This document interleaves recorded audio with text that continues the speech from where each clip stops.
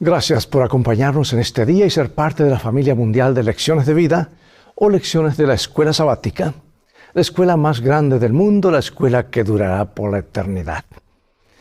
Los cristianos están llamados a ser luces en un mundo oscuro. Jesús dijo, ustedes son la luz del mundo. De igual manera, Pablo también reveló su deseo de que los cristianos brillen como portadores de luz en un mundo sumido en la oscuridad. Sus palabras a los filipenses resplandezcan como luminares en el mundo. Son muy similares al mensaje enviado a los efesios, porque antes eras tinieblas, pero ahora sois luz en el Señor, andad como hijos de luz. Y la metáfora de la luz es un poderoso símbolo misionero utilizado tanto en el Antiguo Testamento como en el Nuevo. En Isaías, por ejemplo, Dios declara a su siervo el Mesías, te di por luz a las naciones para que seas mi salvación hasta lo último de la tierra. Y este pasaje se aplica a Jesús en el Nuevo Testamento, pero también se aplica a la iglesia porque continúa la misión de Jesús de ser la luz del mundo. Así que la lección de esta semana se centra en tres temas principales. Número 1, consideraremos la relación entre la fe y las obras. Número 2, como cristianos, estamos llamados a ser luz para el mundo, siguiendo los pasos de Jesús y compartiendo nuestra vida con los demás. Y número 3, las pruebas y dificultades que enfrentamos en nuestro caminar cotidiano nos fortalecen para mayores desafíos en la obra de Dios. O sea que son herramientas de Dios para desarrollar cualidades indispensables para un ministerio fructífero. Te invito ahora, es el momento de buscar en nuestras Biblias, en Filipenses capítulo 2, versículos 14 y 15, donde comenzaremos el tema brillar como luces en la noche.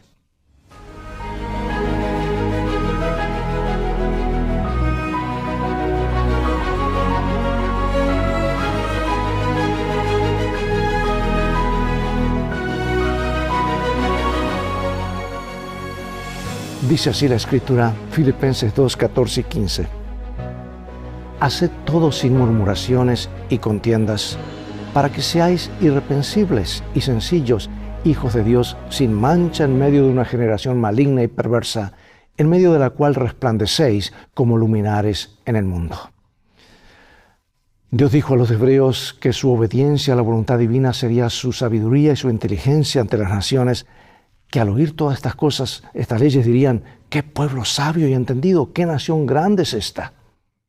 Y siglo más tarde dijo, yo soy la luz del mundo. El que me sigue no andará en tinieblas, sino que tendrá la luz de la vida. Y también dijo, ustedes son la luz del mundo. Una ciudad situada sobre un monte no puede esconderse. ¿Cómo podemos ser la luz? Es la gran pregunta. Solo mediante una estrecha relación con Jesús, la luz verdadera que alumbra a todo hombre que viene a este mundo. O como lo dice Filipenses 2, 9 al 11, por lo cual Dios también le exaltó hasta lo sumo y le dio un nombre que sobre todo nombre, para que en el nombre de Jesús se doble toda rodilla de los que están en los cielos y en la tierra y debajo de la tierra, y toda lengua confiese que Jesucristo es el Señor para gloria de Dios el Padre. La luz y el poder del cielo están disponibles para quienes hemos entregado nuestra vida a Jesús, pero con demasiada frecuencia esperamos que Dios haga también nuestra parte o permitimos que nuestras propias ideas y planes se interpongan en el camino.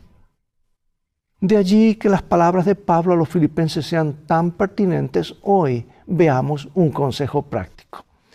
Porque luego de presentar a Jesús como el ejemplo perfecto de humildad y de obediencia a la voluntad de Dios, Pablo ahora se dirige a los filipenses. Él elogia su obediencia al Señor después de recibir el Evangelio y ahora los insta a seguir siendo obedientes. Y tras presentar a Cristo como ejemplo y la cruz como camino de salvación, Pablo ahora se centra en la aplicación de ello a la vida. Y dice así, por tanto, amados míos, como siempre habéis obedecido, no como en mi presencia solamente, sino mucho más ahora en mi ausencia, ocupaos en vuestra salvación con temor y temblor, porque Dios es el que en vosotros produce así el querer como el hacer, por su buena voluntad. Bueno, tú dirás, ¿qué quiere decir esta expresión que significa ocupados de vuestra salvación con temor y temblor? ¿Cómo describirías la relación entre la fe y las obras? Pablo no presenta en estos dos versículos un evangelio diferente del que esboza en Romanos y en otras epístolas. Podemos estar seguros de que su mensaje aquí concuerda con el evangelio de la justificación por la fe que también predicó en Filipos y otros lugares. Pero también es importante tener en cuenta todo lo que la Biblia enseña acerca de un mismo tema, especialmente el de la salvación, que puede ser tan erróneamente interpretado. La salvación es indudablemente obra de Dios y no podemos atribuirnos ningún mérito al respecto.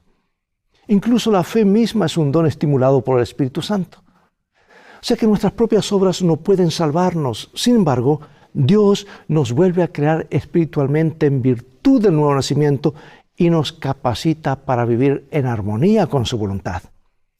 El Espíritu de Dios obra en nosotros, fortaleciendo nuestra voluntad para que optemos por lo correcto, resistamos la tentación y tomemos decisiones apropiadas. Y de esta manera ponemos por obra lo que Dios produce en nosotros con temor y temblor. Esa frase se refiere a experimentar la presencia de Dios y a nuestra necesidad de obedecerle. En el siguiente versículo, Pablo insta a los creyentes a hacer todo sin queja ni discusión. Los desafíos a la unidad de la iglesia son tan serios que ésta no puede mantenerse sin un esfuerzo significativo de nuestra parte. La unidad dentro de la iglesia es el resultado de nuestra unión con Cristo y de la obediencia a su palabra. Esto es vital para nuestro testimonio, ya que, como Pablo lo señala, hemos sido llamados a resplandecer como luces en el mundo. En una noche sin luna y lejos del resplandor de las ciudades, las estrellas se hacen más visibles y parecen brillar mucho más. Es el contraste lo que marca la diferencia. Cuanto más oscuro es el cielo, más destacan las estrellas. Lo mismo ocurre con nuestro testimonio. Cuanto mayor es la oscuridad moral que nos rodea, más marcado es el contraste entre la vida de los verdaderos seguidores de Dios y la de los mundanos. Qué importante es, pues, no dejar que las luces artificiales de las ideas y pasiones y prácticas mundanas hagan que nuestro testimonio se desvanezca, desaparezca o quede diluido. Dice el apóstol, para que seáis irreprensibles y sencillos hijos de Dios, sin mancha en medio de una generación maligna y perversa, en medio de las cuales resplandecéis como luminares en el mundo, asidos de la palabra de vida, para que en el día de Cristo yo pueda gloriarme de que no he corrido en vano, ni en vano he trabajado. ¿Cómo describe aquí el apóstol lo que debemos ser y hacer como hijos de Dios? Nunca, hermanos, debemos ser diferentes, temer ser diferentes, mejor dicho. No debemos ser intimidados por la sociedad. Vivamos la palabra. Nuestra fe debe distinguirnos cada vez más. Y el objetivo es resplandecer como luces en el mundo. Y hoy yo creo que el ser peculiar simplemente es hacer lo correcto y ya eres peculiar, eres diferente. La única manera de lograrlo es rechazar la conformidad con este mundo y permanecer asidos de la palabra de vida. Nuestras decisiones determinarán finalmente si hemos vivido teniendo en cuenta el día de Cristo o si hemos corrido en vano. Filipenses 2:17 nos dice, y aunque sea derramado en libación sobre el sacrificio y servicio de vuestra fe, me gozo y regocijo con todos vosotros. Aquí el apóstol expresó una sorprendente ambivalencia acerca de si era mejor para él vivir o morir como parte de su servicio a Cristo. Y ahora sugiere la posibilidad muy real de ser derramado en libación. ¿Y qué es esto? Esta imagen se basa en la antigua práctica consistente en derramar un líquido como aceite, vino o agua como ofrenda para Dios. El aparente derroche de un líquido valioso en un acto de devoción puede recordarnos la acción de María. ¿Recuerdas? De ungir la cabeza y los pies de Jesús con el perfume de nardo, perfume de mucho precio. Y aunque no se trata de una libación propiamente dicha, literal, representó un gran desprendimiento que ilustró adecuadamente el sacrificio infinito hecho por Cristo para nuestra salvación. En otras palabras, fue un antitipo, un ejemplo de lo que Cristo haría entregarse totalmente por nosotros cuando ella derramó ese perfume valioso sobre sus cabezas y sobre sus pies. Si Pablo hubiera sido ejecutado por su labor de difusión del Evangelio, él se habría regocijado porque su vida estaba siendo derramada como ofrenda a Dios. A eso se refiere en libación. Dado que en el Antiguo Testamento las libaciones suelen acompañar un sacrificio, Pablo consideraría la entrega de su vida como el completo y adecuado sacrificio y servicio de los creyentes de Filipos, o por los creyentes de Filipos y de todo el mundo, y quienes ellos mismos por la fe habían decidido dedicar sus vidas a Dios como un sacrificio vivo. Los primeros cristianos, incluidos los de Filipos, compartían activamente su fe y no tenían nada de lo que tenemos hoy, de los equipos y medios de transporte ni dinero. Iban difundiendo el Evangelio de casa en casa, abrían sus hogares para el estudio de las Escrituras y eran capaces de fundamentar con las Escrituras lo que creían. Y todo lo que tenía en la Escritura del Antiguo Testamento, con rollos, que era muy difícil de abrir y cerrar. ¿Sabes que nuestros pioneros adventistas hicieron lo mismo? En lugar de depender de pastores para difundir el mensaje a sus vecinos, compartían su fe, daban estudios bíblicos y preparaban a las personas para el bautismo cuando el pastor volviera a visitarlos, y la iglesia creció. En resumen, con gran sacrificio personal, es decir, como un sacrificio vivo, trabajaban para difundir el Evangelio. Y yo pregunto, ¿deberíamos hacer menos? Reflexiona acerca de lo que significa para ti ser un sacrificio vivo. ¿Cuánto te sacrificas por el reino de Dios? ¿Qué te dice tu respuesta acerca de ti mismo? Pastor, estoy tan ocupado. Para eso doy mis diezmos, para eso pago. Hermanos, tú no estás pagando por un servicio. El diezmo es simplemente la fidelidad a Dios. Y si no estás devolviendo, estás robando a Dios. Y Dios quiere probarte antes de darte la eternidad, las cosas eternas. La iglesia en nuestros comienzos crecía cuando los miembros estaban involucrados y los pastores estaban avanzando, plantando iglesias, regresaban a las iglesias para bautizar, seguían plantando iglesias y los miembros se encargaban de las iglesias. Bueno, ya se ha mencionado el papel de Timoteo como remitente adjunto de esta epístola. Y ahora Pablo comienza a detallar cuán valioso es Timoteo como uno de sus colaboradores. Se lo describe como un evangelista a quien Pablo había enviado a Macedonia y a Corinto en varias ocasiones. Anteriormente había trabajado con Pablo y Silas en Corinto y luego en Éfeso. Y Pablo describe a Timoteo como alguien que comparte mis sentimientos. La expresión griega aquí, así traducida, significa literalmente unánime. Y sugiere que Timoteo era como Pablo en muchos aspectos, incluyendo su compromiso con Cristo, sus enérgicos esfuerzos por difundir el Evangelio, su preocupación por los filipenses específicamente. Y otro atributo de Timoteo que menciona Pablo con sus probadas cualidades, es lo que dice. Eso es lo que menciona, son sus probadas cualidades. La palabra griega así traducida describe a una persona que ha sido puesta a prueba intensamente por las dificultades y cuyo carácter y servicio han demostrado ser genuinos. Y Pablo sabe que esto es cierto en el caso de Timoteo, pues por lo visto demostrado en las numerosas ocasiones que trabajaron juntos para difundir el Evangelio, un muchacho inquebrantable. Las experiencias difíciles de la vida ponen a prueba nuestra entereza y demuestran quiénes somos realmente. Ellen White nos habla acerca de esto. Y aquí tengo una cita. Dice, la vida es una disciplina. Habrá provocaciones que prueben su genio y es afrontándolas con el espíritu debido como se desarrollan las gracias cristianas. Si se soportan mansamente las injurias y los insultos, si se responde a ellas con contestaciones amables y a los actos de opresión con la bondad, se dan evidencias de que el Espíritu de Cristo mora en el corazón. Y añade que si las penurias y molestias que fuimos llamados a soportar se soportan bien, desarrollan en el carácter virtudes como las de Cristo en el carácter y distinguen al cristiano del mundano. Poderosa cita, maravillosa. Piensa en las provocaciones, dificultades y molestias que has enfrentado recientemente. ¿Cómo las has soportado? ¿Pacientemente, sobrellevando todo, o atacando, o defendiéndote, o haciendo alguna otra cosa? Bueno, notemos otro personaje. Vamos a Filipenses capítulo 2, versículos 25 al 30.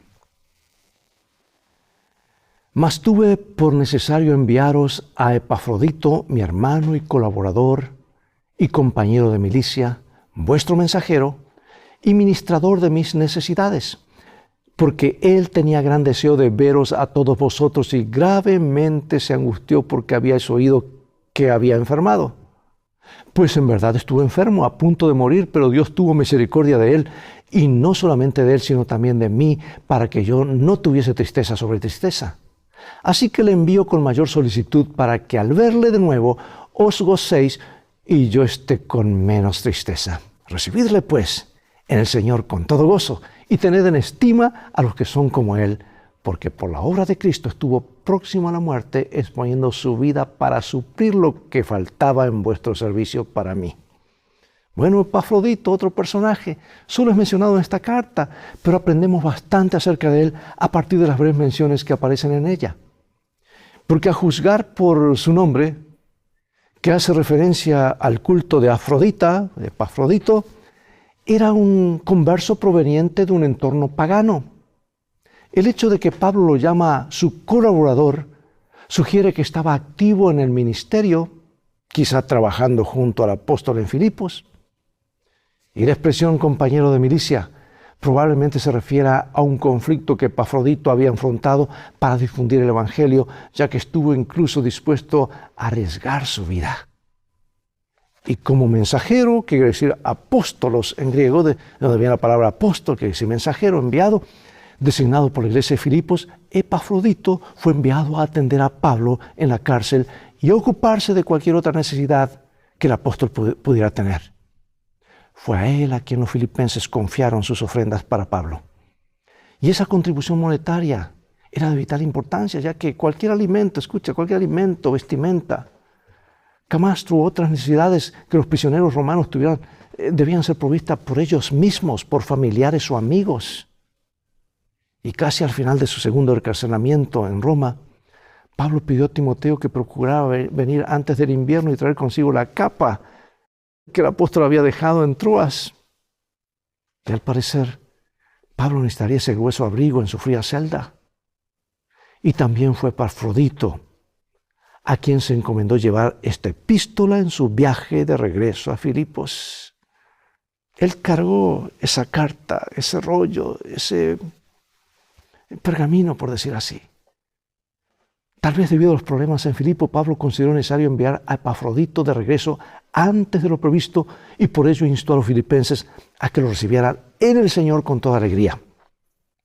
Y el apóstol quiso así asegurarse de que no se preocuparan por su situación en la cárcel. Y también destacó que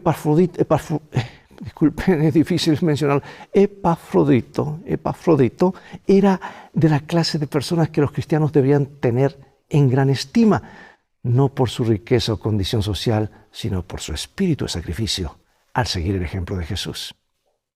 La palabra griega que designa la estima o la honra solo aparece unas pocas veces en el Nuevo Testamento. Por ejemplo, para referirse al siervo muy estimado por su Señor, el centurión, para quienes se honra ubicándolo en lugar especial en un banquete, y para Jesús como la preciosa piedra angular. El hecho de que Epafrodito fuera incluido en este grupo significa sin duda que era un hombre fiel. A eso se refiere. Bueno, amados, resumiendo, dependemos completamente de Dios para la salvación, la cual recibimos por la fe. Y Pablo lo dejó muy claro cuando dijo, porque por gracia sois salvos por medio de la fe. Y esto no de vosotros, pues es don de Dios. Es por la fe que pasamos de esta vida a la venidera. Y la carta de Hebreos dejó muy bien en claro este punto al repetir constantemente la frase por la fe, por la fe, por la fe. Por la fe Abraham habitó en la tierra prometida como tierra extranjera, porque esperaba la ciudad que tiene cambios. Mejor dicho, que tiene cimientos, una ciudad totalmente cambiada, una ciudad totalmente nueva. Y la experiencia de la salvación nos lleva inevitablemente a las buenas obras. Dado que las buenas obras están diseñadas para beneficiar a los demás, no son naturales para los pecadores, porque somos egoístas. Por eso es Dios quien nos capacita para realizarlas. El ser bondadosos con los demás. Más que un hecho externo, sino algo que sale del corazón, algo que el Espíritu Santo ha obrado.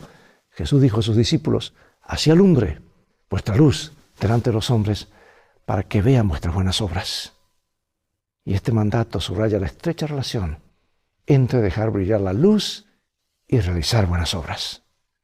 Y al realizar buenas obras, los creyentes proyectan su luz en este mundo de tinieblas. ¿No es lo que Cristo hacía?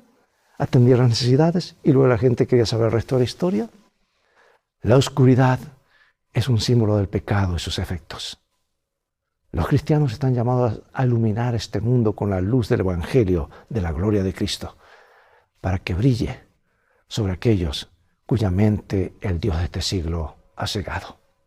Y yo quiero finalizar con estas dos citas, hermosas citas de mi autora favorita, Ellen G. White, del Deseado de todas las gentes. Dice así: el que estará más cerca de Cristo será el que en la tierra haya bebido más hondamente del espíritu de su amor desinteresado, amor que no es jactancioso, no se envanece, no busca lo suyo, no se irrita, no guarda rencor.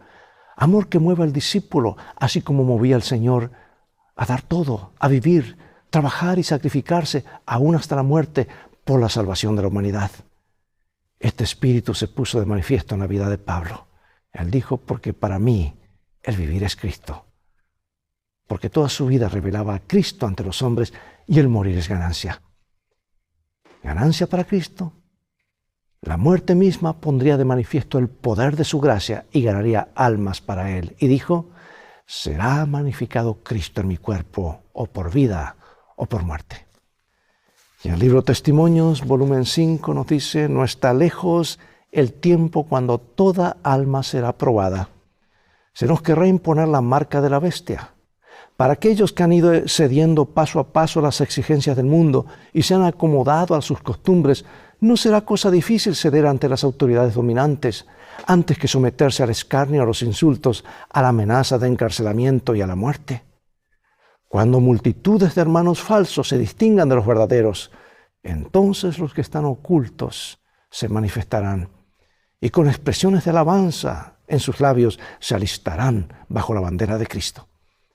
Aquellos que han sido tímidos y vacilantes en la iglesia llegarán a ser como David, dispuestos a trabajar y arriesgarse. Mientras más oscura la noche para el pueblo de Dios, más resplandecientes las estrellas. Satanás acosará severamente a los fieles, pero saldrán más que vencedores en el Señor. Que esta sea nuestra experiencia, hermano y hermana. Que Dios nos ayude a estar unidos a Dios, unidos unos a otros, a ser luces para el mundo. Y cuando somos luz, las tinieblas, las sombras quedan atrás. ¿Sabes tú que una luz alumbra y nos indica el camino? Qué triste es andar sin luz. ¿Te imaginas lo que sería tu ciudad esta noche si no hubiese luces? Si los coches no tuviesen luces, sería un caos.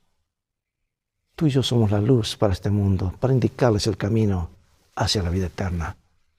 Dios nos ayude a cumplir su propósito en nuestras vidas. Oremos. Padre Celestial, gracias por Jesús, la luz del mundo. Gracias que nos invitas a emular su ejemplo y ser luces. Donde Israel falló en ser la luz del mundo, hoy queremos ser tu verdadero pueblo, tus discípulos, para compartir esta luz. La luz de Cristo que alumbra a todo hombre. La luz que emana desde el Calvario, de su amor y de la vida eterna. Bendícenos. Sabemos que lo harás, lo pedimos en el nombre de Jesús. Amén. Gracias por acompañarnos, es todo el tiempo que tenemos por hoy. Invita a otros a seguir mirando estas lecciones de vida o lecciones de escuela sabática. Transfórmate tú en un canal de bendiciones compartiendo este canal o este lugar donde ves este programa. Dios te bendiga y te guarde. Y recuerda, tú vales mucho para Jesús. Él te ama más de lo que puedes imaginar. Es el mensaje de este bendito libro. A quien consideramos el mapa, el GPS, y a Jesús como nuestro guía. Dios te bendiga. Maranatá.